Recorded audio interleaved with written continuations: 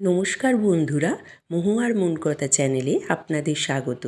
আজকের পর্বে আমি আপনাদের সাথে আলোচনা করব শুভ অক্ষয় তৃতীয়ার তাৎপর্য এবং শুভ অক্ষয় তৃতীয়ার ব্রতকথা এবং তার ফলাফল। তার আগে বন্ধুরা, আমার চ্যানেলটিকে একটু তাড়াতাড়ি সাবস্ক্রাইব করে দেবেন এবং আমার ভিডিওটি যদি ভালো লেগে থাকে তাহলে অবশ্যই লাইক, শেয়ার এবং কমেন্ট করতে ভুলবেন না। তো চলুন বন্ধুরা, আলোচনা শুরু করা যাক। সনাতন ধর্ম অনুযায়ী গোটা বছরের মধ্যে সবথেকে শুভ হলো শুভ অক্ষয় তৃতীয়া। এই দিনে যে কোনো শুভ কাজ করা যায়। এছাড়া কেনাকাটা করার জন্য শুভ অক্ষয় তৃতীয়া অত্যন্ত শুভ দিন। মনে করা হয় ধনতেরাসের মতো অক্ষয় তৃতীয়াতেও কিছু কেনাকাটা করলে মা লক্ষ্মীর আশীর্বাদ লাভ করা যায়। অক্ষয় তৃতীয়ায় সোনা রূপো কেনা শুভ। সেই কারণে অনেকেই অক্ষয় তৃতীয়ায় গয়না কিনে থাকেন। অক্ষয় তৃতীয়ায় মা লক্ষ্মীর আরাধনা করার রীতি প্রচলিত আছে। এই দিনে লক্ষ্মী পুজো করলে তার আশীর্বাদ লাভ করা সম্ভব। এটা বিশ্বাস করা হয় যে অক্ষয় তৃতীয়া শুভ দিনে ভগবান কুবের ভগবান শিব এবং ভগবান ব্রহ্মার আশীর্বাদ পেয়েছিলেন এবং অলকাপুরী নামে পরিচিত একটি নতুন রাজ্য অর্জন করেছিলেন। তাই লোকেরা ভগবান কুবেরের নামে সোনার অলংকার ও সম্পত্তি কেনে, কারণ এটা একটি পবিত্র দিন হিসাবে বিবেচনা করা হয়। নারী ও পুরুষ উভয়ই এই ব্রত পালন করতে পারে। তো চলুন বন্ধুরা, এবার ব্রতকথা শুরু করা যাক। একদা যুধিষ্ঠির শতানিক মুনির কাছে অক্ষয় তৃতীয়ার মাহাত্ম্য কথা শুনতে চেয়েছিলেন। যুধিষ্ঠিরের অনুরোধে শতানিক মুনি বলেছিলেন সেই মাহাত্ম্য কথা।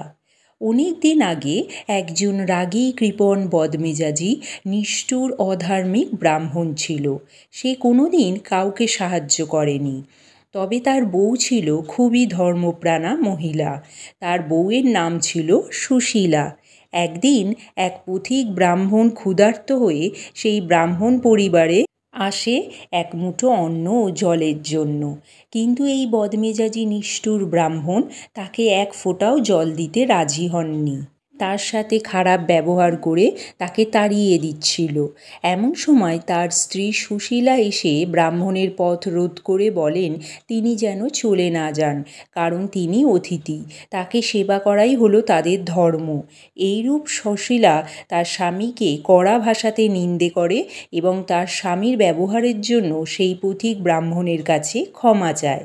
তারপর বাড়ির ভিতর থেকে এক মুঠো অন্ন ও জল এনে তাকে দেয়।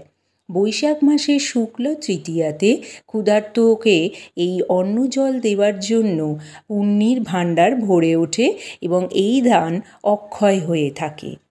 এই ঘটনার বেশ কিছুদিন পর সুশীলার স্বামীর মৃত্যু হয়। তার মৃত্যুর পর যমদূতরা তাকে নরকে নিয়ে যায় এবং তার কুকর্মের জন্য অকথ্য অত্যাচার চালায়। যমদূতের অত্যাচারে সে জলের জন্য কাতর হয়ে ওঠে, কিন্তু যমদূতরা তাকে স্মরণ করিয়ে দেয় যে সেও এক সময় এক ক্ষুধার্ত তৃষ্ণার্ত অতিথিকে জল দান করতে অস্বীকার করেছিল। তাই এখন তারাও তাকে জল দেবে না, কারণ তাকে প্রায়শ্চিত্ত করতে হবে। এইভাবে অত্যাচারের পর যমদূতরা তাকে যমরাজের কাছে নিয়ে গেল। তখন যমরাজ তাকে ছেড়ে দিতে বলল, কারণ তার স্ত্রী সুশীলা ক্ষুধার্ত তৃষ্ণার্ত সেই অতিথিকে অন্ন জল দান করে সেই পুণ্য সঞ্চয় করেছিল, আর সেই পুণ্য তার ব্রাহ্মণকে ছুঁয়েছে।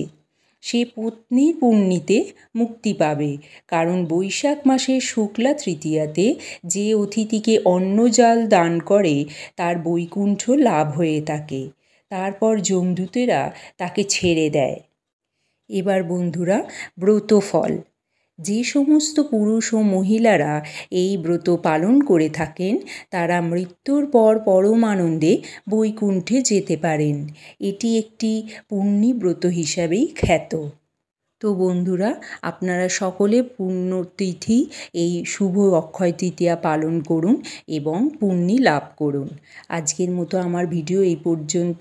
যদি ভালো লেগে থাকে তাহলে অবশ্যই লাইক, শেয়ার, কমেন্ট করতে ভুলবেন না। ধন্যবাদ।